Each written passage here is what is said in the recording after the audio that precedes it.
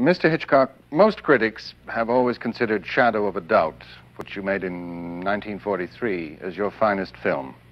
Me too. That is your opinion of it still? Oh, no question.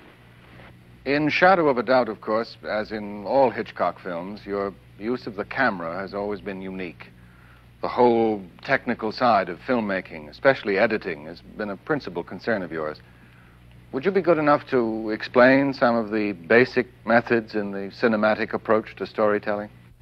Well, you have two kinds of what we might call montage. I think we call it cutting. It isn't exactly that. Cutting implies severing something. It really should be called assembly. Mosaic is assembling something to create a whole. Montage means the assembly of pieces of film which, moved in rapid succession before the eye, create an idea. Of course, the most elementary form is the juxtaposition of imagery in various sizes. You know, a lot of people think that cutting is, or we'll say montage or assembly, is taking a man from one place to another and jumping into a close-up of him, which Griffith invented, it's true. But to me it goes much deeper.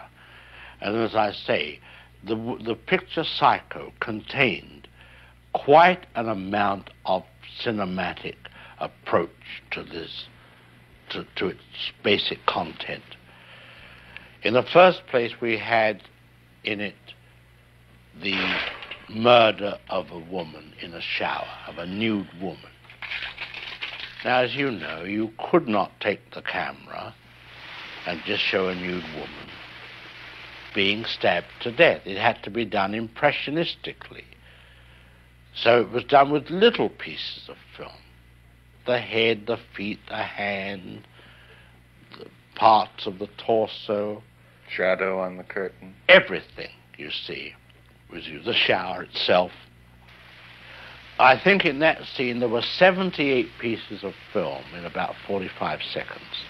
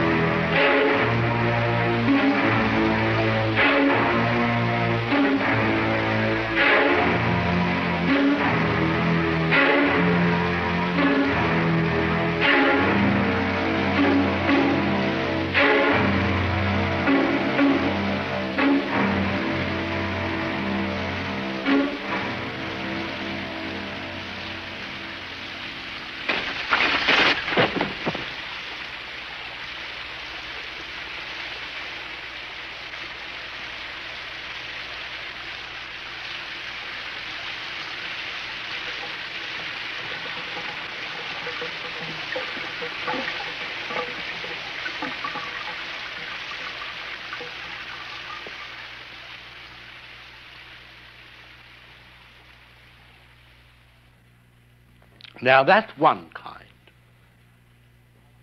Now we'll take another kind, which I would prefer to call, say, the orchestration. Loud notes, soft notes, and so forth.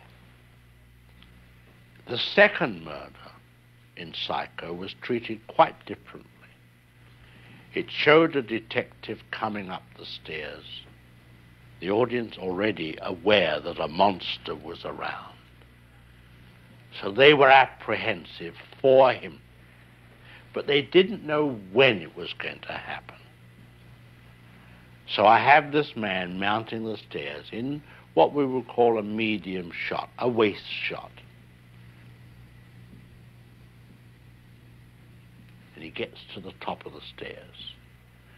Then I take the camera and put it very, very high, way, way high, above the ceiling almost, as though we're looking down on the whole thing. And a little figure runs out with a raised knife. And the hand goes up with the knife into the air and starts to bring it down. Now remember, these are two tiny figures.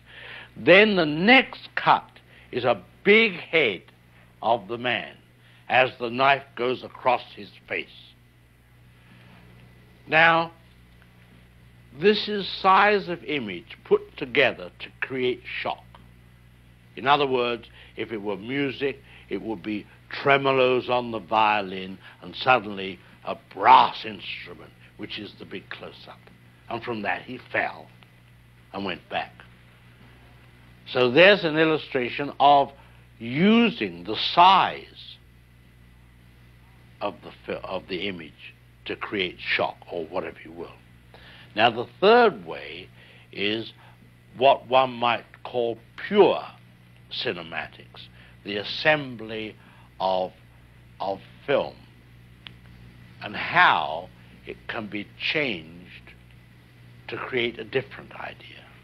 Now we have a close-up. Let me show what he sees. Let's assume he saw a woman holding a baby in her arms. Now we cut back to his reaction to what he sees, and he smiles. Now what is he as a character? He's a kindly man. He's sympathetic.